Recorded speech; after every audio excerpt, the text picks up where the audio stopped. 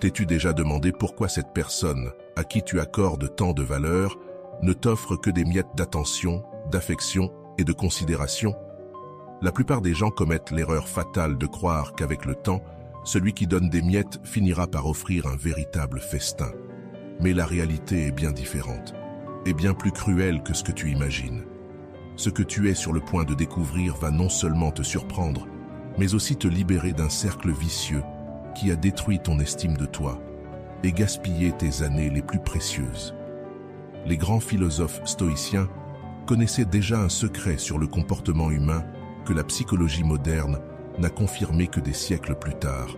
Celui qui te donne des miettes aujourd'hui suit un schéma prévisible et il fera exactement la même chose demain. Grâce à la sagesse ancestrale du stoïcisme, tu comprendras non seulement ce que cette personne fera ensuite, mais surtout comment te protéger émotionnellement et récupérer ton pouvoir personnel. Prépare-toi, car ce que tu vas entendre pourrait changer à jamais ta vision des relations et de ta propre valeur. Il existe un schéma invisible, un code secret qui régit toutes les relations humaines, mais que la plupart des gens ne voient jamais. Lorsqu'une personne t'offre des miettes émotionnelles, ce n'est pas un hasard, ni une mauvaise passe, ni même le fruit de difficultés personnelles. C'est un comportement aussi vieux que l'humanité.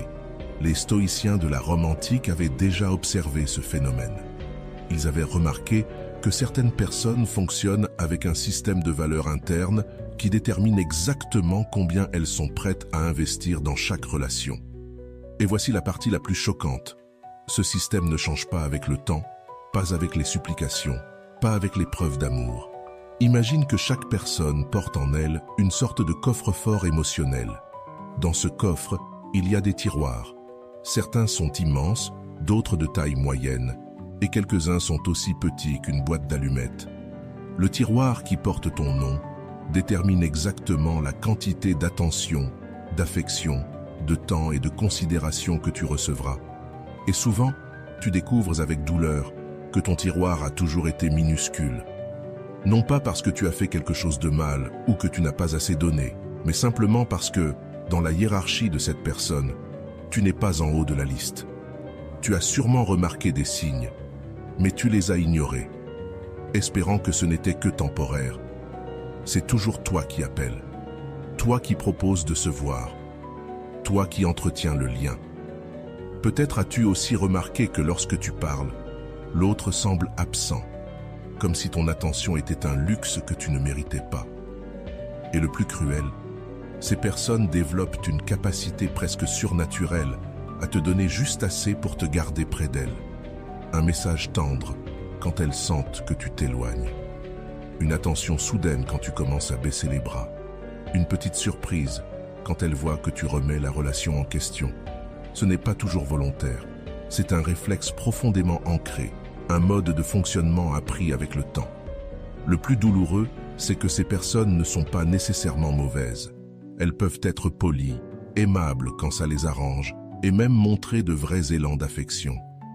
Mais ces moments sont comme des gouttes de pluie dans un désert, suffisants pour entretenir une petite flamme d'espoir, jamais assez pour étancher ta soif émotionnelle.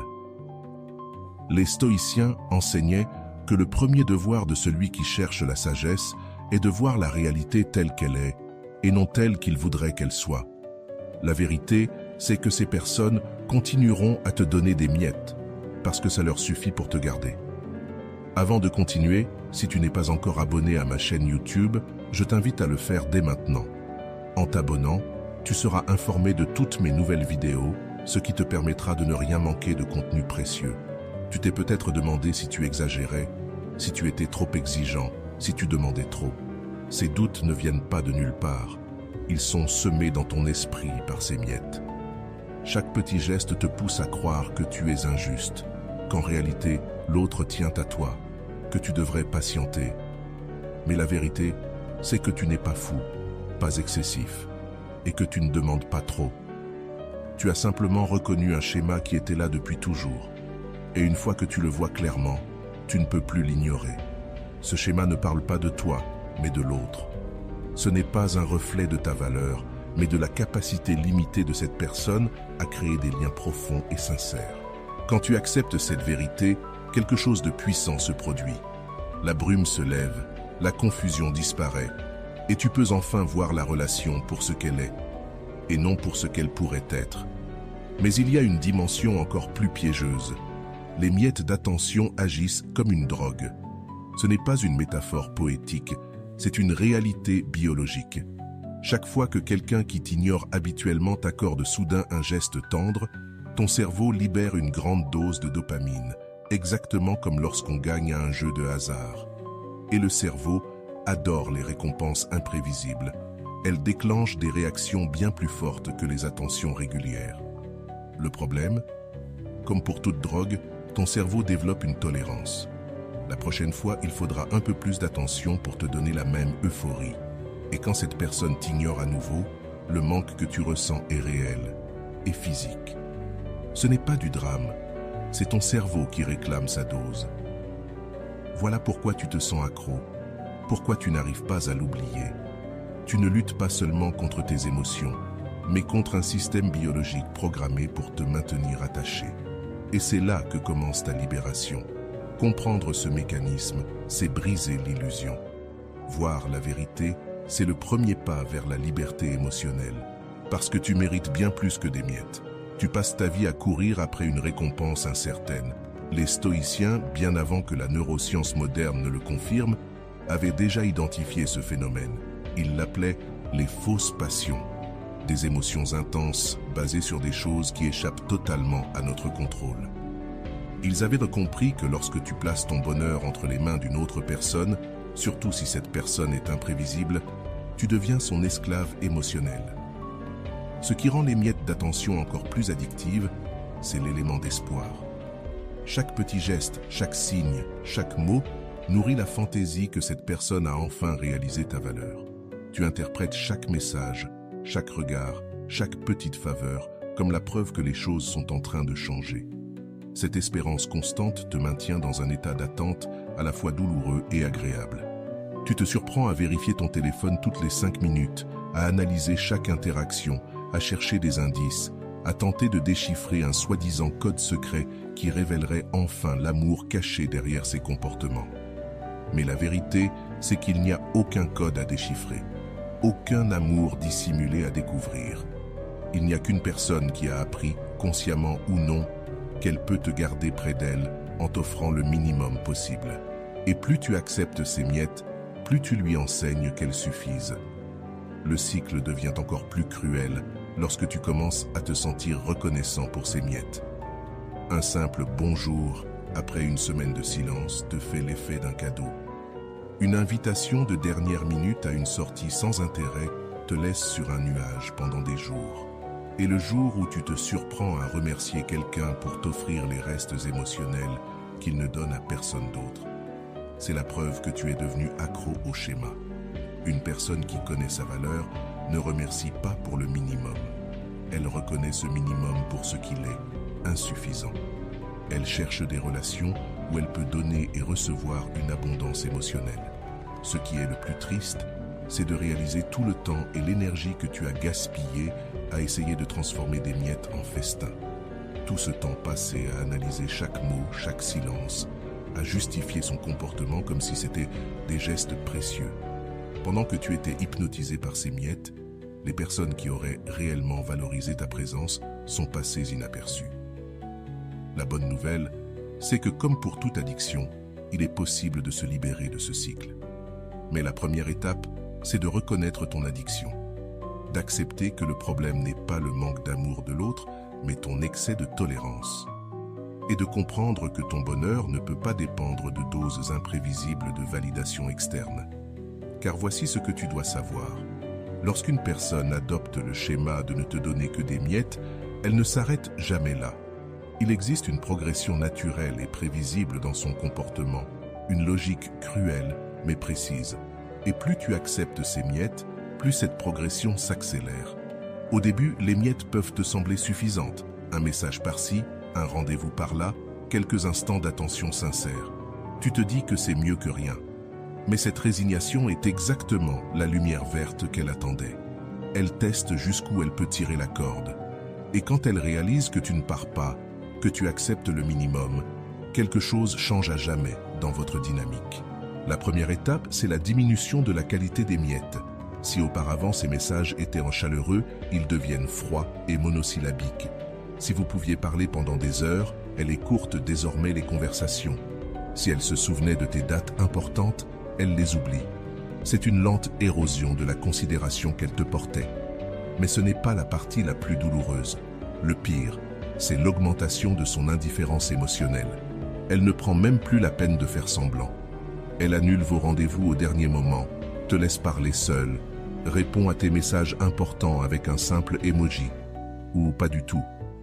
Sans le savoir, elle est en train de t'entraîner à accepter toujours moins. Chaque fois que tu ne réagis pas à un manque de respect, chaque fois que tu ravales ta colère, tu lui envoies un message. La prochaine fois, tu peux faire pire. Et cette escalade mène à un stade encore plus cruel, le mépris. Elle commence à se sentir supérieure à toi. Elle prend des décisions importantes sans te consulter. Elle parle de toi comme si tu étais sans importance. Elle te garde en plan B émotionnel, pour les moments où personne d'autre n'est disponible. Le plus tragique, tu finis par intérioriser ce traitement. Ton esprit essaie de donner du sens à la situation et conclut que peut-être tu ne mérites pas plus. Peut-être que tes attentes sont irréalistes. Peut-être que tu devrais être reconnaissant pour ce que tu as. Et quand tu en arrives là, le cycle est complet. Ta faible estime de toi justifie le mauvais traitement, et ce mauvais traitement renforce ta faible estime de toi. À ce stade, elle peut aller encore plus loin, te demander des services sans jamais te rendre l'appareil, se défouler sur toi, t'humilier, te ridiculiser, en sachant que tu ne diras rien. Le plus douloureux dans tout ça, c'est que tu participes toi-même à cette escalade. Chaque excuse que tu trouves à son comportement, chaque fois que tu minimises ce que tu ressens pour éviter le conflit, tu lui donnes la permission de te traiter encore plus mal. Quand tu acceptes les miettes avec le sourire, tu enseignes que ces miettes sont suffisantes. L'escalade ne s'arrête pas parce que tu as opposé de la résistance. Elle s'arrête seulement lorsqu'il n'y a plus rien à escalader. Quand tu as été réduit à une version si petite de toi-même qu'il n'y a plus moyen de la diminuer davantage. Quand ton estime de toi est si détruite que tu n'as même plus l'énergie de demander davantage. Quand tu es devenu si prévisible dans ton acceptation qu'elle n'a même plus besoin de faire un effort pour te garder près d'elle. Mais peut-être que l'aspect le plus cruel de cette escalade, c'est qu'elle est totalement inutile. Cette personne pourrait simplement te dire qu'elle n'est pas intéressée par une relation plus profonde. Elle pourrait être honnête à propos de ses limites émotionnelles. Elle pourrait te libérer pour que tu puisses trouver quelqu'un qui valorise réellement ta présence. Mais cela demanderait un courage et une honnêteté qu'elle ne possède pas. À la place, elle choisit la solution facile, te maintenir dans une incertitude permanente, t'offrant juste assez pour t'empêcher de partir, mais jamais assez pour vraiment te satisfaire. C'est une forme de cruauté déguisée en relation, où tu paies le prix émotionnel le plus élevé, tandis qu'elle reçoit tous les bénéfices. La seule façon d'arrêter cette escalade, c'est de refuser d'y participer. C'est reconnaître les premiers signes et avoir le courage de dire non avant qu'il ne soit trop tard. C'est comprendre que tu apprends aux gens à te traiter non pas parce que tu dis mériter, mais parce que tu acceptes réellement. Les signes inévitables. Il y a toujours un moment crucial dans une relation basée sur des miettes, où les signaux deviennent si clairs que les ignorer exige un effort conscient pour fuir la réalité. Ces signes ne sont ni subtils, ni ambigus, ni ouverts à interprétation. Ils crient une vérité que tu connais probablement déjà dans ton cœur, mais que tu as peur d'affronter. Premier signe, la différence flagrante entre la façon dont cette personne te traite et la façon dont elle traite les personnes qu'elle considère importantes. Tu peux le remarquer dans les situations sociales, sur les réseaux, ou simplement en observant comment elle parle des autres. Elle répond immédiatement aux messages de certaines personnes, mais met des jours à répondre aux tiens. Elle annule vos rendez-vous pour accepter d'autres invitations. Elle se souvient des détails importants de la vie de tout le monde, sauf des tiens. Ce n'est pas un hasard, c'est le reflet clair de la hiérarchie qu'elle a dans sa tête, et tu n'es pas en haut de la liste, probablement même pas au milieu. Le plus douloureux est de réaliser que cette place était fixée dès le départ et n'a jamais changé, peu importe tes efforts. Deuxième signe, sa réaction lorsque tu abordes le sujet. Les personnes qui tiennent vraiment à toi sont inquiètes à l'idée de te blesser. Elles s'arrêtent, écoutent, s'excusent sincèrement et font de vrais changements. Mais quelqu'un qui ne donne que des miettes réagit autrement. Il minimise tes sentiments, t'accuse d'exagérer, te fait culpabiliser, promet des changements qui ne viennent jamais ou apporte de petites améliorations temporaires juste pour te calmer. Il peut même se poser en victime, comme si tu étais injuste de demander plus. Ce comportement défensif montre qu'il sait exactement ce qu'il fait. Troisième signe, la constance des mêmes schémas. Peu importe le nombre de discussions, de promesses ou de secondes chances, le comportement revient toujours. Il y a peut-être de courtes périodes où il semble avoir changé, mais inévitablement, tout redevient comme avant. Et pour elle, la normalité, c'est de te donner le minimum. Ce n'est pas un problème d'oubli ou d'organisation, c'est un choix. Et tu n'es pas une priorité suffisante pour provoquer un vrai changement. Quatrième signe, ce que tu ressens la majorité du temps. Une relation saine, même avec ses hauts et ses bas, te fait sentir aimé, respecté et valorisé. Mais avec des miettes, tu es constamment anxieux, dans le doute, insatisfait. Tu passes plus de temps à te demander où tu en es qu'à profiter de la relation. Cinquième signe, les compromis que tu n'aurais jamais imaginé faire. Tu acceptes des rendez-vous de dernière minute, tu annules tes propres projets pour t'adapter, tu avales des paroles blessantes pour éviter les conflits, tu réduis tes besoins pour coller à ce qu'elle est prête à donner. Chaque concession est un morceau de ta dignité sacrifié sur l'autel de l'espoir. Sixième signe, les réactions de ton entourage. Les vrais amis et les proches qui tiennent à toi finissent par s'inquiéter. Même s'ils ne le disent pas tout de suite, tu le ressens dans leur regard, leur silence, leur changement de sujet. Ils voient ce que tu refuses de voir. Tu as changé, perdu confiance, perdu de l'énergie. Et quand ils finissent par te le dire, leurs mots sont toujours les mêmes. Tu mérites mieux. Septième signe, tu compares ta relation à celle des autres. Tu observes des couples ou des amis qui partagent un amour mutuel et ça te pince le cœur. Tu entends d'autres parler avec tendresse et fierté, alors que toi, tu peines à trouver du positif à dire. Cette comparaison n'est pas de la jalousie. C'est ton cœur qui te rappelle que tu reçois moins que ce que tu mérites. Huitième signe, tu deviens une version plus petite de toi-même. Tu négliges tes amis, tes passions, tes rêves. Tu reportes tes projets parce que tu mets toute ton énergie dans cette relation bancale. Et plus le temps passe, plus tu t'éloignes de qui tu es vraiment. Toutes ces preuves sont là, aussi claires que la lumière du jour. La vraie question n'est pas « est-ce que ces signes existent ?» mais « aurais-je le courage de les voir et d'agir ?» Car une fois que tu vois la vérité, l'ignorer devient un choix conscient. Et ce choix, c'est celui de continuer à te blesser.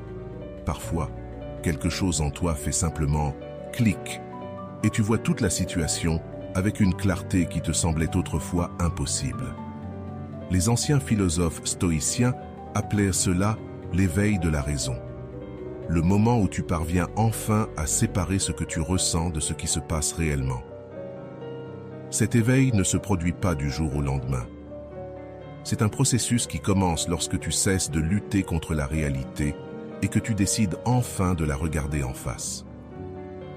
C'est à ce moment-là que tu mets de côté toutes les excuses, toutes les justifications, toutes les illusions, et que tu te poses la question, que se passe-t-il vraiment ici? Et la réponse, aussi douloureuse soit-elle, finit par avoir du sens. Le premier pas dans cet éveil est de comprendre quelque chose qui peut sembler dur, mais qui est libérateur. Tu ne peux pas contrôler le comportement des autres. Peu importe à quel point tu t'efforces d'être parfait, patient ou compréhensif, tu n'as aucun pouvoir sur les décisions des autres. Et ironiquement, c'est là que se trouve la clé de ta liberté. Les stoïciens enseignaient qu'il existe une division fondamentale entre ce qui est sous notre contrôle et ce qui ne l'est pas.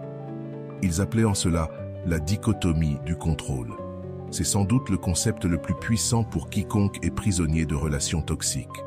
Tu ne contrôles pas si la personne te valorisera, mais tu contrôles si tu continueras à accepter des miettes. Tu ne contrôles pas si elle changera, mais tu contrôles si tu choisiras d'attendre un changement qui ne viendra peut-être jamais. Cette prise de conscience change tout, car elle te sort de la position de victime pour te replacer en acteur de ta propre vie. Tu réalises que tu n'es pas prisonnier du comportement de l'autre, mais de tes propres choix. Et si tes choix t'ont amené ici, ils peuvent aussi t'en sortir. Le deuxième aspect de l'éveil stoïcien est de développer ce que les anciens appelaient la vision objective. Cela signifie apprendre à observer une situation sans le filtre de tes émotions, de tes désirs ou de tes espoirs. C'est regarder ta relation comme le ferait un observateur neutre et se poser des questions simples. Cette personne me montre-t-elle réellement qu'elle me valorise? Ses actions correspondent-elles à ses paroles? Suis-je heureux la plupart du temps à ses côtés? Quand tu peux répondre à ces questions sans adoucir les réponses, sans inventer des excuses, sans te réfugier dans des scénarios idéalisés, tu vois enfin la vérité. Et comme les stoïciens l'ont toujours su, la vérité peut blesser au début, mais elle libère toujours à la fin. Le troisième élément de cet éveil, c'est comprendre que ta paix intérieure ne peut pas dépendre de facteurs extérieurs. Tant que tu mets ton bonheur entre les mains de quelqu'un qui ne t'offre que des miettes, tu remets le contrôle de ta vie émotionnelle à une autre personne. C'est comme dire « Mon bonheur dépend de la façon dont tu me traites aujourd'hui ». Ce n'est pas de l'amour, c'est de la dépendance émotionnelle. Et cette dépendance attire précisément ceux qui se satisfont de donner le minimum, car ils savent que tu resteras, reconnaissant pour si peu. L'éveil stoïcien t'apprend que tu es complet par toi-même.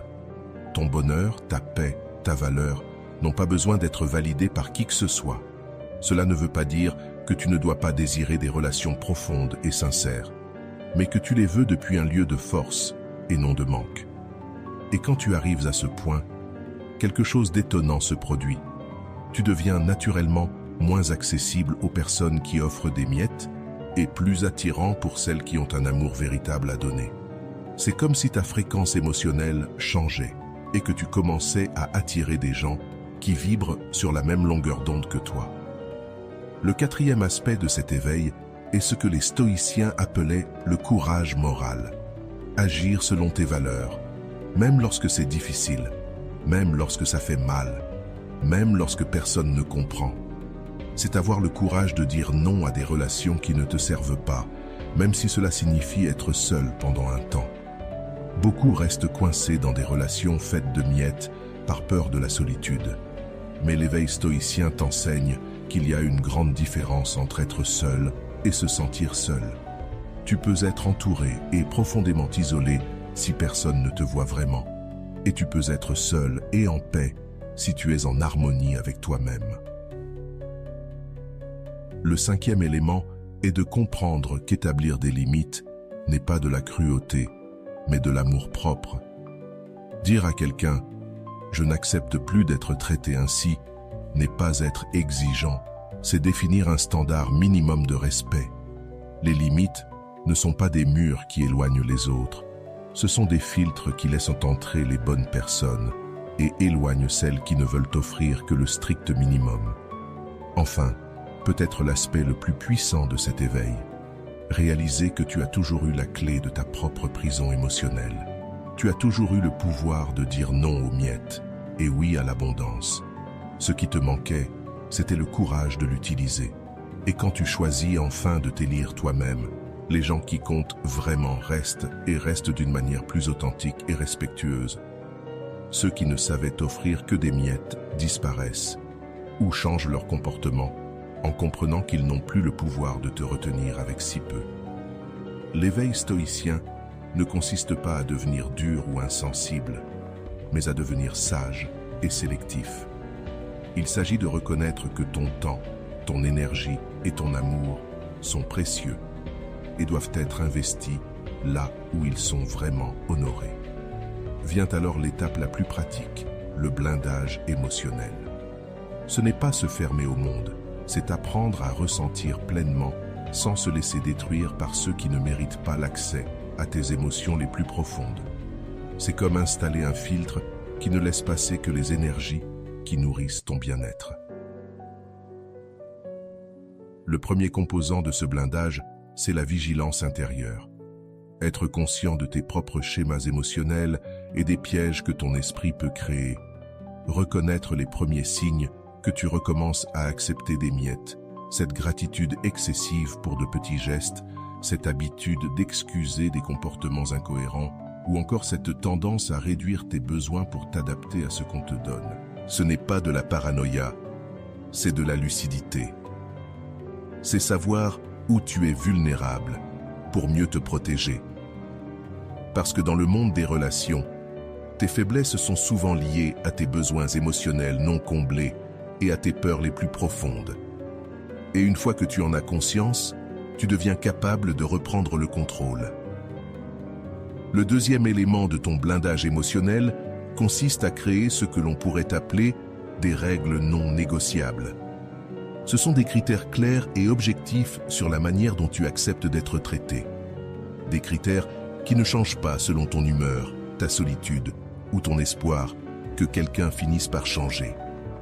Ce sont des lignes tracées dans le sable. Une fois franchies, elles entraînent des conséquences automatiques. Par exemple, décider que tu n'acceptes plus d'être annulé au dernier moment, sans explication valable et sans excuse sincère. Ou refuser les conversations où l'autre est clairement distrait ou désintéressé. Ou encore, ne plus tolérer que l'on te contacte uniquement lorsque tous les autres plans de la personne sont tombés à l'eau. Ces règles doivent être précises, mesurables et surtout applicables. Le troisième élément est de développer ce que les anciens philosophes appelaient l'indifférence préférentielle. Cela ne signifie pas que rien ne t'importe, mais que tu ne laisses pas tes sentiments pour quelqu'un brouiller ta capacité à évaluer son comportement objectivement. Tu peux beaucoup aimer quelqu'un et reconnaître malgré tout qu'il ne te traite pas bien. Tu peux être attiré par une personne et malgré cela, choisir de ne pas investir ton énergie dans une relation qui n'a pas d'avenir.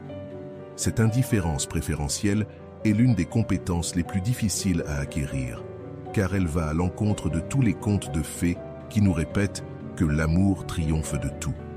Mais la vérité, c'est que l'amour seul ne suffit pas.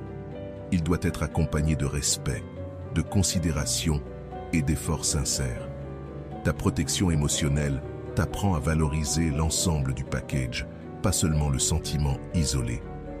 Le quatrième élément consiste à créer des systèmes de soutien qui ne dépendent pas de la personne qui t'offrait des miettes. Cela signifie investir du temps et de l'énergie dans d'autres amitiés, dans des passe-temps qui t'apportent du plaisir, dans des activités qui te font te sentir accompli, indépendamment de l'état de ta relation. Il s'agit de diversifier tes investissements émotionnels pour qu'aucune personne n'ait un contrôle total sur ton bien-être. Beaucoup acceptent les miettes parce qu'ils ont placé tous les œufs de leur bonheur dans le même panier. Toute leur joie, tout leur sentiment de valeur, tout leur espoir pour l'avenir repose sur une seule personne. Quand cette personne n'offre que des miettes, ils se désespèrent car ils n'ont pas d'autre source de satisfaction émotionnelle. Ton blindage émotionnel, lui, inclut toujours plusieurs sources de joie et d'épanouissement. Le cinquième élément, c'est développer ce que l'on pourrait appeler une mémoire émotionnelle. Cela ne veut pas dire oublier les mauvaises expériences, mais ne pas laisser les bons moments isolés, effacer les mauvais schémas constants. Les personnes qui offrent des miettes sont expertes pour créer des instants magiques juste au moment où tu es prêt à partir. Elles ont un timing presque surnaturel pour te donner un peu plus d'attention quand elles sentent que tu t'éloignes. Mais ton blindage émotionnel t'apprend à voir ces moments pour ce qu'ils sont vraiment. Non pas la preuve d'un changement sincère, mais des tactiques, conscientes ou non, pour te retenir. Tu apprends à valoriser la constance plutôt que l'intensité, les schémas globaux plutôt que les moments isolés, les actions répétées plutôt que les promesses occasionnelles. Le sixième élément est ce que les stoïciens appelaient les cercles de préoccupation. Tu investis ton énergie émotionnelle dans des cercles concentriques. Les personnes les plus proches du centre reçoivent plus de ton attention et de ton soin, tandis que celles qui sont plus éloignées en reçoivent moins. Et la position de chacun dans ces cercles dépend de son comportement, pas de tes sentiments pour lui. Cela signifie que quelqu'un qui n'offre que des miettes glisse automatiquement vers les cercles les plus extérieurs, peu importe à quel point tu es attiré par cette personne. Et à l'inverse, quelqu'un qui démontre un soin sincère et constant se rapproche de ton cercle intime, même si au départ, tu ne ressentais pas une passion débordante. Le 7e élément de ta protection émotionnelle consiste à créer des rituels de soins personnels qui te reconnectent à ta propre valeur quand c'est nécessaire. Ces rituels peuvent inclure la méditation, l'exercice physique, des activités créatives ou simplement des moments de solitude où tu te rappelles qui tu es lorsque tu n'essaies pas d'impressionner ou d'obtenir l'approbation de qui que ce soit. Ces pratiques agissent comme des ancres émotionnelles qui te ramènent à ton centre chaque fois que tu sens que tu te perds à nouveau dans des relations qui ne te servent pas. Elles te rappellent que tu es complet par toi-même et que toute relation doit t'ajouter à ta vie, pas être ta seule source de bonheur. Enfin, le 8e élément peut être le plus important est de développer la capacité de dire non sans culpabilité et de dire oui seulement quand tu le veux vraiment. Ta protection émotionnelle inclut une barrière automatique contre les demandes, attentes ou sollicitations qui ne sont pas alignées avec tes valeurs et tes priorités. Cela veut dire apprendre à dire non aux invitations de dernière minute quand tu préfères rester chez toi, non aux conversations qui t'épuisent, non aux relations qui exigent que tu sois moins que ce que tu es pour fonctionner. Et dire oui seulement aux opportunités, aux personnes et aux expériences qui contribuent réellement à ton bonheur et à ta croissance. C'est ici que commence la partie la plus révolutionnaire de ton voyage. Reconquérir ton pouvoir personnel. Ce pouvoir, tu l'as souvent remis sur un plateau à quelqu'un qui ne savait même pas en reconnaître la valeur. Il ne t'a pas été volé. Tu l'as donné à travers 1000 petites concessions, 1000 excuses acceptées, 1000 fois où tu as choisi l'espoir plutôt que la réalité. Mais voici la bonne nouvelle. Si tu as pu donner ce pouvoir par tes choix, tu peux aussi le reprendre par tes choix. Et ce processus est plus simple que tu ne le crois, même s'il demande un courage que tu ignorais peut-être posséder. La première étape pour récupérer ton pouvoir est d'arrêter d'essayer de convaincre l'autre que tu mérites mieux. Cela peut sembler paradoxal, mais chaque fois que tu expliques ta valeur à quelqu'un, tu admets implicitement qu'elle est discutable. Une personne qui connaît sa valeur n'a pas besoin de la défendre, elle la vit.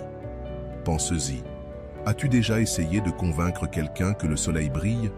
Non, parce que c'est une évidence. Ta valeur doit être perçue de la même façon, claire, indiscutable. Lorsque tu cesses de défendre ta valeur et que tu agis simplement comme quelqu'un qui en a, quelque chose de magique se produit. La deuxième étape consiste à reprendre le contrôle de ton agenda émotionnel. Tu cesses de structurer tes humeurs, tes projets et tes attentes autour du comportement imprévisible de quelqu'un d'autre. Tu arrêtes de vérifier compulsivement si la personne a vu tes messages. Tu cesses d'analyser chaque mot à la recherche de signes cachés. Tu descends de cette montagne russe émotionnelle qu'elle a créée pour toi. À la place, tu bâtis un agenda émotionnel centré sur tes activités, tes relations et tes objectifs. Tu prévois des moments avec des amis qui se soucient vraiment de toi. Tu investis du temps dans des passions qui te donnent un plaisir authentique. Tu fais des plans pour l'avenir qui ne dépendent de l'implication ou de l'approbation de personne. Ce changement te replace au centre de ton propre univers émotionnel. La troisième étape, qui peut sembler difficile au début mais qui est libératrice, est de ne plus être disponible en permanence. Ce n'est ni un jeu ni une manipulation, c'est simplement avoir ta propre vie, qui ne tourne pas autour de la moindre miette qu'on voudra bien te lancer. Quand cette personne revient vers toi après des jours de silence, tu ne réponds pas immédiatement comme un réflexe conditionné. Tu réponds quand toi tu en as envie. Après avoir réfléchi à si tu veux vraiment avoir cette conversation, tu changes ta façon d'agir. Lorsqu'elle te propose un rendez-vous à la dernière minute, tu ne changes plus tes plans.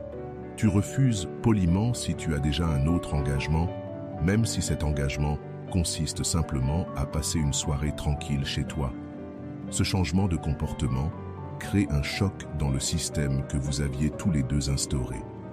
Pour la première fois, cette personne réalise que tu ne fonctionnes plus selon les règles qu'elle dictait. Cela l'oblige à vraiment se demander si elle veut faire un effort sincère pour rester dans ta vie ou si elle préfère te laisser partir. Le quatrième aspect pour récupérer ton pouvoir est de développer ce qu'on pourrait appeler le syndrome de l'abondance. Au lieu d'agir comme quelqu'un désespéré d'obtenir de l'attention, tu te mets à agir comme quelqu'un qui a des options. Et la vérité, c'est que tu as toujours eu des options. Tu étais simplement trop concentré sur une seule possibilité pour voir les autres. Cela signifie sortir de chez toi, rencontrer de nouvelles personnes, accepter des invitations que tu aurais autrefois refusées parce que tu voulais garder du temps pour quelqu'un qui n'avait même pas confirmé sa présence. Cela signifie flirter sainement avec d'autres, non pas pour provoquer la jalousie, mais pour te rappeler que tu es désirable et intéressant. Cela signifie investir en toi d'une manière qui montre clairement au monde que tu te respectes et que tu te valorises. Le cinquième élément est peut-être le plus puissant de tous. Ne plus accepter les excuses et explications peu convaincantes. Quand quelqu'un annule à la dernière minute, tu ne te contentes plus d'une vague « quelque chose est arrivé » comme justification. Quand une personne disparaît pendant une semaine puis revient comme si de rien n'était, tu ne fais pas semblant que tout va bien. Quand quelqu'un te traite mal puis minimise son comportement avec un « tu sais que je t'adore », tu ne laisses plus passer. Ce nouveau mode de fonctionnement oblige les autres à mieux se comporter ou à quitter ta vie. C'est un filtre naturel qui sépare ceux qui tiennent vraiment à toi de ceux qui se sont habitués à te voir comme une option de secours. Le sixième aspect consiste à retrouver ta curiosité pour d'autres personnes et d'autres possibilités. Quand tu es obsédé par quelqu'un qui ne t'offre que des miettes, tu perds la capacité de t'intéresser sincèrement aux autres. Tout le monde paraît moins intéressant comparé à ton obsession, même si cette obsession te traite mal. Récupérer ton pouvoir, c'est rouvrir ton cœur et ton esprit pour rencontrer des personnes qui peuvent réellement enrichir ta vie. C'est donner une chance à ceux qui montrent un intérêt constant pour toi, même si ce n'est pas la montagne russe émotionnelle à laquelle tu étais habitué. C'est redécouvrir que les relations saines, même si elles semblent calmes au départ, offrent une forme de bonheur bien plus profonde et durable. Le septième élément est de créer de vraies conséquences aux comportements inacceptables. Il ne s'agit pas de vengeance ou de drame, mais simplement de laisser les actes des autres produire leurs effets naturels. Si quelqu'un annule régulièrement vos rendez-vous, il cesse de recevoir des invitations. Si quelqu'un ne vient te voir que quand il a besoin de toi, tu cesses d'être disponible pour ses demandes. Si quelqu'un te traite comme une seconde option, tu cesses de le traiter comme une priorité. Ces conséquences enseignent aux autres comment tu veux être traité, bien plus efficacement que 1000 conversations à ce sujet. Elles créent un système où les mauvais comportements ne sont tout simplement pas récompensés par ta présence, ton attention ou ton énergie. Enfin, le huitième et dernier aspect pour reprendre ton pouvoir est de développer une confiance inébranlable. Tu sauras que tu iras bien, peu importe ce qu'une personne spécifique décide de faire.